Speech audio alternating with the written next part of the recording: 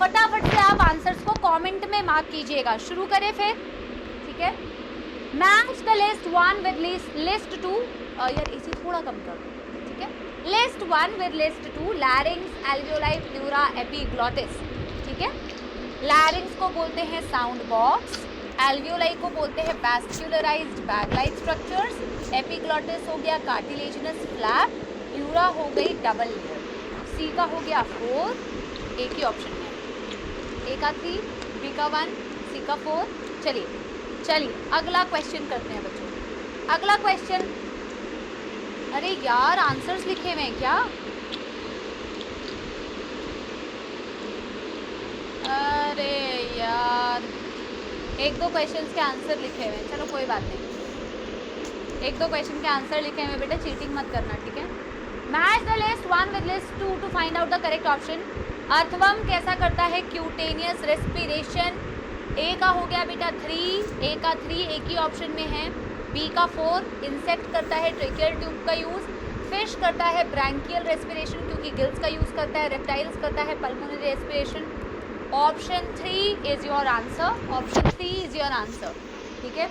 चलिए अगला सवाल बेटा, ये कुछ स्टेटमेंट बेस्ड क्वेश्चंस आएंगे, फिर कुछ असर्शन रीजन आएंगे, ठीक है। The first step in respiration is breathing.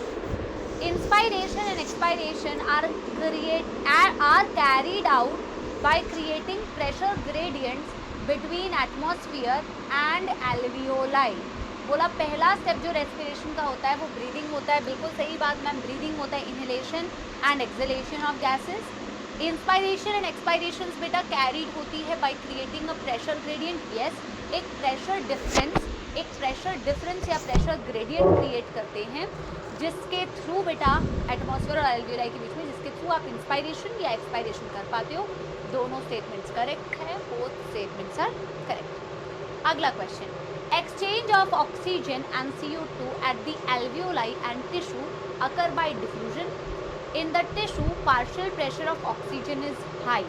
बेटा बिल्कुल सही बात है ये कि मैम सिंपल डिफ्यूजन से गैसेस का एक्सचेंज होता है हमारे एल्वियोलाई और टिश्यूज के बीच में, बट मैम टिश्यू में पार्शियल प्रेशर ऑफ ऑक्सीजन नहीं बल्कि partial pressure of CO2 high होता है।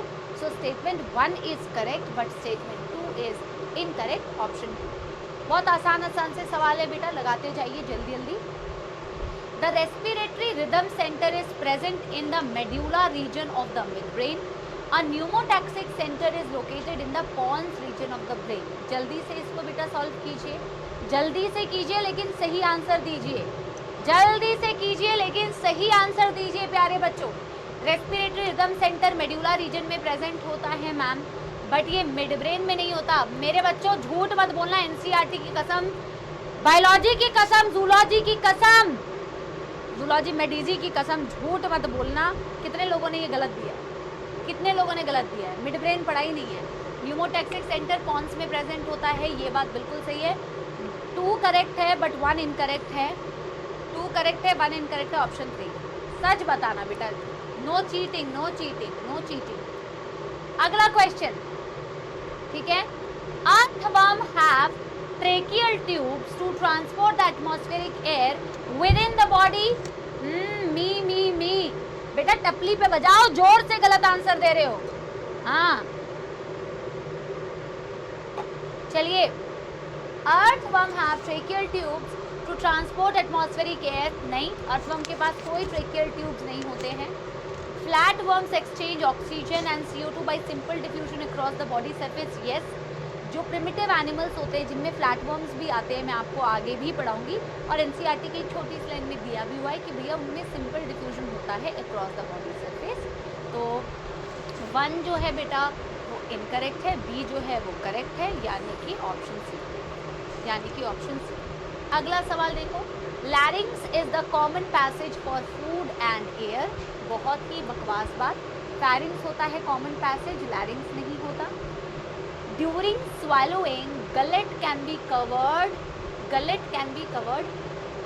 by epiglottis। swallowing के वक्त में गलेट को आप एपिग्लॉटिस से कवर कर सकते हैं। जल्दी बताइए, ट्रू है या फॉल्स है? ट्रू है या फॉल्स है? फॉल्स। गलेट को आप कवर नहीं करते हैं। गलेट ईसोफेगस की ओपनिंग होती है, फूड पाइप की ओपनिंग होती है। आप ग्लॉटिस को कवर करते हैं, यानी कि दोनों स्टेटमेंट्स इनकरेक्ट है, बोथ स्टेटमेंट्स आर इनकरेक्ट। ठीक है, अगला सवाल, trachea divides at the level of 7th thoracic vertebrae, terminal bronchioles are supported by incomplete cartilaginous rings। बेटा ट्रेकिया 5th thoracic लेवल पे डिवाइड करता है, 5th thoracic vertebrae के लेवल पे डिवाइड करता है, और terminal bronchioles incomplete cartilaginous ring से सपोर्ट नहीं होते, ओनली इनिशियल ब्रोंकियोल्स तक ही बेटा आपके सपोर्ट होता है कार्टिलेजिनस रिंग्स का। Both the statements are incorrect, statement 1 and statement 2 both are incorrect. अगला क्वेश्चन बेटा, lungs are covered by double layered pleura. बिल्कुल सही है, डबल लेयर्ड प्लूरा होती है लंग्स के अराउंड मैम, बिल्कुल सही बात है। Alveoli are thick, irregular walled, vascularised bag like structure. जल्दी बताओ, alveoli are thick, irregular wall, vascularised bag like structure. Vascularised भी होती है, इर्रेगुलर वॉल्ड बोल सकते हो, थिक नहीं होती, थिन होती है, थिक नहीं होती, थिन होती है। Statement 1 is correct, statement 2 is incorrect. ठीक है, अगला सवाल प्यारे बच्चों, the lungs are situated in an air tight chamber, any change in the volume of thoracic chamber will be reflected in the pulmonary cavity. बिल्कुल air tight chamber होता है ma'am, lungs जो होती है वो एयर टाइट चेम्बर के अंदर ही present होती है, और कोई भी चेंज जब मैम हम अपने थोरैसिक कैविटी के वॉल्यूम में करते हैं तो वो पल्मोनरी कैविटी, लंग्स की कैविटी में भी रिफ्लेक्ट होता है, क्योंकि हमारी लंग्स खुद थोरैसिक कैविटी में है। आप थोरैसिक कैविटी के वॉल्यूम में चेंजेस करेंगे तो आपकी पल्मोनरी कैविटी के वॉल्यूम में भी चेंजेस आएंगे।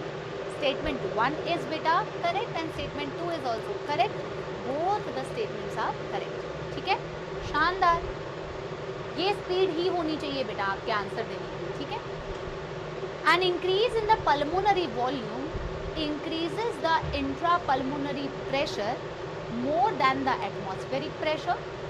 Relaxation of diaphragm and intercostal muscles reduces the thoracic volume। पहला स्टेटमेंट कह रहा है इंक्रीज अगर हो रहा है आपका पल्मोनरी वॉल्यूम यानी आपने रिब्स एंड स्टर्नम को बेटा उसमें जो कोस्टल मसल्स थी एक्सटर्नल वाली उन्हें कॉन्ट्रैक्ट किया, डायाफ्राम को कॉन्ट्रैक्ट किया, तो आपका वॉल्यूम तो बढ़ा। ठीक है, वॉल्यूम से इंट्रापल्मोनरी प्रेशर, अच्छा increase in intrapulmonary volume causes increase in intrapulmonary pressure, नहीं decrease in intrapulmonary pressure. Volume increase होगा तो प्रेशर घटेगा, है ना। Relaxation of diaphragm and the intercostal muscles reduces the thoracic volume. अगर आपका डायाफ्राम रिलैक्स हुआ तो वॉल्यूम घटेगा, इंटरकोस्टल मसल्स भी रिलैक्स हुआ तो वॉल्यूम घटेगा, ये बात सही है ना।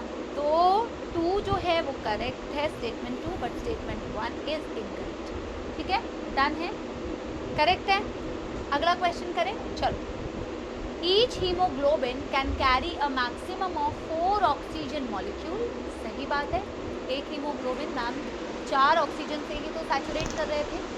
अ sigmoid curve is obtained when percentage saturation of haemoglobin with oxygen is plotted against DPO2। एक सिग्मॉइड ग्राफ ऑब्टेन होता है जब आप परसेंटेज सैचुरेशन ऑफ हीमोग्लोबिन को ऑक्सीजन के साथ प्लॉट करते हैं पार्शियल प्रेशर ऑफ ऑक्सीजन के अगेंस्ट। बिल्कुल सही है मैम, दोनों स्टेटमेंट करेक्ट है। सिग्मॉइड ग्राफ भी होता है और मैक्सिमम 4 ऑक्सीजन को वो कैरी भी कर सकता है, बिल्कुल सही बात है। असर्शन एंड रीजन बेटा, assertion and reason, during the exhalation the pressure inside the thoracic cavity is higher than the atmospheric pressure. जब आप एक्सहेल कर रहे होते हैं तो आपके थोरैसिक कैविटी का जो प्रेशर होता है, मैं साइड हो जा रही हूँ बेटा, आप कीजिए, आपके थोरैसिक कैविटी का जो प्रेशर होता है वो हायर होता है as compare to the atmospheric pressure. फिर बोला है दूसरा कि the exhalation is a process that involves the contraction of respiratory muscles. तो मैम एक्सहेलेशन करते वक्त में थोरैसिक कैविटी का प्रेशर तो ज़्यादा होता है एटमॉस्फेरिक एयर से, तभी तो हम एक्सहेल कर पाते हैं। Exhalation is a process that involves contraction of respiratory muscles, ये बात भी बिल्कुल सही है। अच्छा sorry sorry sorry sorry sorry my mistake, कान पकड़ लिया सॉरी, मैंने भी टपली बजाई, ठीक है। कॉन्ट्रैक्शन नहीं, रिलैक्सेशन, रिलैक्सेशन। अभी तुम लोग मेरी जान खा जाते। Assertion is true, reason is false, ठीक है। बात भी बिल्कुल सही है। ऐसे कैविटी का प्रेशर तो ज़्यादा होता है एटमॉस्फेरिक एयर से, तभी तो हम एक्सेल कर पाते हैं। Exhalation is a process that involves contraction of respiratory muscles, ये बात भी बिल्कुल सही है। अच्छा sorry sorry sorry sorry sorry my mistake, कान पकड़ लिया सॉरी, मैंने भी टपली बजाई, ठीक है। कॉन्ट्रैक्शन नहीं, रिलैक्सेशन, रिलैक्सेशन। अभी तुम लोग मेरी जान खा जाते। Assertion is true, reason is false, ठीक है। चलो ठीक है ठीक है ठीक है, क्लियर है। अगला question, the oxygen dissociation, the oxygen dissociation curve of haemoglobin is bell shape, the curve shows binding of haemoglobin with oxygen molecules, ठीक है। बेल शेप बिल्कुल भी नहीं होता, सिग्मॉइड होता है, गलत हो गया। Curve shows binding of haemoglobin with oxygen molecule, ये बात बिल्कुल सही है। Assertion is false, reason is true, assertion is false, reason is true. Bell shape नहीं होता है, लेकिन बाइंडिंग तो सही बता रहे हैं मैम। अगला सवाल, an increase in the partial pressure of carbon dioxide यानी कि PCO2 in the blood leads to increase in the breathing rate. High PCO2 levels stimulates the chemoreceptors. बेटा जल्दी से बताओ मैम, जब जब पार्शियल प्रेशर CO2 का बढ़ता है ब्लड में तो ब्रीदिंग रेट बढ़ जाती है। बिल्कुल सही बात है मैम, बढ़ जाती है। क्यों बढ़ जाती है? बिकॉज यार AC कम कर दो भैया, बहुत ठंडा हो रहा है, सर को बोल देना। हाई PCO2 लेवल स्टिमुलेट, हाँ 24 पे कर दो और फैन स्पीड थोड़ा कम कर दो, सर को बता देना। अगले 10 मिनट तक 24 ही रखो यार। High PCO2 level stimulate the chemoreceptors. Ma'am बिल्कुल सही बात है यार, क्या रीजन करेक्ट एक्सप्लेनेशन नहीं लग रहा? कितने सारे बच्चे बेटा इसको ऑप्शन 2 मार्क कर रहे हैं, गलत है बेटा। Increase in partial pressure of CO2 से आपकी ब्रीदिंग रेट फास्ट क्यों होती है? Because when there is a high partial pressure of CO2 that stimulates the chemoreceptors। तो रीजन जो है वो करेक्ट ही तो एक्सप्लेनेशन दे रहा है ना बेटा, 1 ही तो आंसर होगा। आप बिकॉज लगा के क्यों नहीं चेक करते हो? क्लियर हुआ तो एक थम्स अप दे दो। बिकॉज लगा के चेक किया करो ना। इंक्रीज उससे क्यों ब्रीदिंग रेट फास्ट हो रही है? क्योंकि आपके कीमोरिसेप्टर्स एक्टिवेट कर रहा है वो। अगला क्वेश्चन करें, चलो। The respiratory centre, the respiratory center in the medulla oblongata is responsible for the rhythmicity of the breathing. The medulla oblongata responds to the changes in the blood pH and CO2 levels। जल्दी बताइए इसका answer, खुद से read कीजिए, आराम से कीजिए, लेकिन बेटा सही से कीजिए। जल्दी बताओ जल्दी बताओ जल्दी बताओ। Yes everyone. बोला कि रेस्पिरेटरी रिदम सेंटर जो मेड्यूला में होता है वो रिस्पॉन्सिबल होता है मैम ब्रीदिंग के रिदमिसिटी को मेंटेन करने के लिए। बिल्कुल सही है मैम, रेस्पिरेटरी रिदम सेंटर होता है, और जब रेस्पिरेटरी रिदम सेंटर होता है तो मैम वो ब्रीदिंग रेट को कंट्रोल करेगा। ये बात तो बिल्कुल सही है, फर्स्ट स्टेटमेंट तो एकदम सही है बेटा। दूसरा कह रहा है कि भैया the medulla oblongata responds to the changes in the blood pH, CO2 and CO2 levels. बेटा आंसर क्या होगा? क्या आप मुझे ये बताओ कि क्या ये रिस्पॉन्ड करता है blood pH, CO2 and hydrogen ion concentration से? ब्लड pH का क्या मतलब है? ब्लड pH का मतलब है हाइड्रोजन आयंस, ये तो ट्रू है ना। ब्लड pH का मतलब है हाइड्रोजन आयंस। बेटा आप मुझे एक बात बताओ, क्या ये रिस्पॉन्ड शो करता है अगर आपके ब्लड pH में या हाइड्रोजन आयंस में या CO2 में चेंजेस हो रहे हैं? ये रिस्पॉन्ड शो करता है बिल्कुल, जब इसके पास बेटा कोई भी ऐसे बेटा सिग्नल्स आते हैं कहीं से भी, चाहे आपके सेंट्रल कीमोरिसेप्टर से हो, चाहे आपके बेटा पेरिफेरल कीमोरिसेप्टर से हो। और बेटा ये रिस्पॉन्स क्यों की करता है? नो क्यों नहीं कर रहे हो? अरे भैया अच्छा सुनो सुनो, इसका मतलब मैं समझा दूँ, सुनो मेरी बात। मेडुला ऑब्लोंगेटा रिस्पॉन्स करता है to changes in the blood pH and CO2। क्या रिस्पॉन्स करता है? बिल्कुल करता है। जब आपका ब्लड pH यानी कि हाइड्रोजन आयन या CO2 चेंज होता है, जो भी सिग्नल्स, जो भी चेंजेस होते हैं, वो चेंजेस तो मेडुला ही करता है ना बेटा। वो चेंजेस तो मेड्यूला ही करता है. इट रिस्पॉन्सेस, और बेटा near the respiratory rhythm centre ही आपके पास बेटा कीमो रिसेप्टर्स भी होते हैं. कोई भी ब्लड पीएच में जो चेंजेस होते हैं या आपके कोई भी बेटा रिसेप्टर्स जब एक्टिवेट होते हैं, जब आपके ब्लड पीएच में या CO2 में चेंजेस आ रहे हैं, जब भी आपको मेडुला को सिग्नल दोगे, रेस्पिरेटरी रिदम सेंटर को सिग्नल दोगे, वैसे तो इसमें लिखा होना चाहिए था medulla oblongata responses to the changes in the blood pH and CO2. वैसे यहाँ पे पता है क्या होना चाहिए था? अच्छा मेरी बात सुनो, पहला स्टेटमेंट तो आपको करेक्ट लग रहा है ना बेटा? अब मेरी बात एक बार ध्यान सुनो. हाँ, मेडुला ऑब्लोंगेटा की जगह ना ये थोड़ा सा ना स्टेटमेंट में मॉडिफिकेशन होनी चाहिए. इसमें ना होना चाहिए था RRC इन द मेडुला. ये थोड़ा सा ना इनकरेक्ट, मतलब इनकम्प्लीट स्टेटमेंट है. ये थोड़ा इनकम्प्लीट स्टेटमेंट है. RRC in the medulla oblongata responds to the changes in the blood pH and CO2 level. ठीक है. और इसी तरीके से तो बेटा ये रिदमिसिटी को मेंटेन भी रखता है. क्या आपको मेरी बात समझ में आ गई?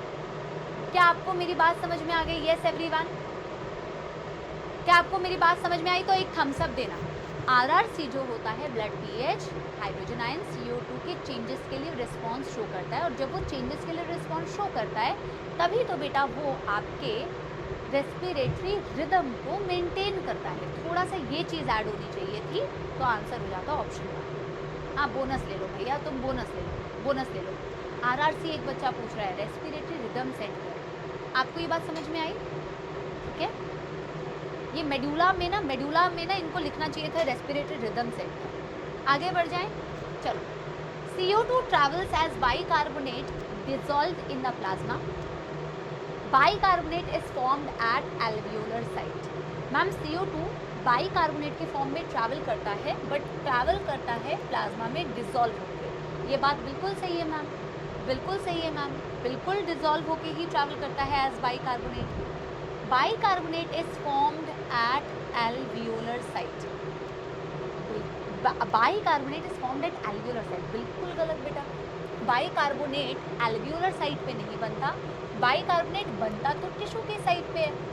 एल्वियोलर साइट में तो मैम जाके ये बाइकार्बोनेट अल्टीमेटली CO2 बना देता है. अल्टीमेटली CO2 बना देता है. तो मैम बाइकार्बोनेट के फॉर्म में ट्रैवल कर रहा है, प्लाज्मा में डिसॉल्व होकर, सही बात है, बट एल्वियोलाई में नहीं बनता. ये बनता तो टिश्यू में है. एल्वियोलाई में जाके तो ये वापस से CO2 पे कन्वर्ट हो जाता है. Assertion is true, reason is false. Assertion is true, reason is false. अगला करें. The part starting with the external nostrils up to the initial bronchioles constitutes the conducting part. Constitutes the conducting part. The conducting part transports the atmospheric air to the tissues. जल्दी बताओ बेटा. बोला कि आप external nostrils से लेके initial bronchiole को बोलते हो कंडक्टिंग पार्ट का. बेटा बहुत छोटी सी एक मतलब इसमें कैच है, अगर आपने पकड़ लिया तो. जल्दी बताओ, क्या इनिशियल ब्रोंक्यूल्स तक होता है या टर्मिनल ब्रोंक्यूल्स तक होता है कंडक्टिंग पार्ट? जो कार्टिलेजिनस रिंग्स होती है वो तो इनिशियल ब्रोंक्यूल्स तक होती है, बट कंडक्टिंग पार्ट जो होता है वो तो मैम टर्मिनल ब्रोंक्यूल्स तक होता है. तो ये बात तो फॉल्स हो गया. कंडक्टिंग पार्ट जो होती है वो ट्रांसपोर्ट करती है एटमॉस्फेरिक एयर को टिश्यूज तक. बिल्कुल भी नहीं मैम, ये करती है एक्सचेंज पार्ट तक. जो हमारा रेस्पिरेटरी जोन है, एक्सचेंज जोन है, वहाँ तक करती है. यानी कि ऑप्शन कहाँ है? अरे ऑप्शन ही नहीं है. ऑप्शन का है assertion is false, reason is true का है. रीजन इज ऑल्सो फॉल्स ना.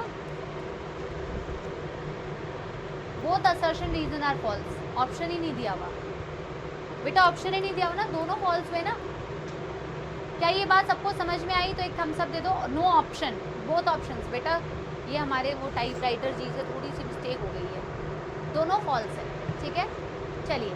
Occupational respiratory disorders can cause serious lung damage.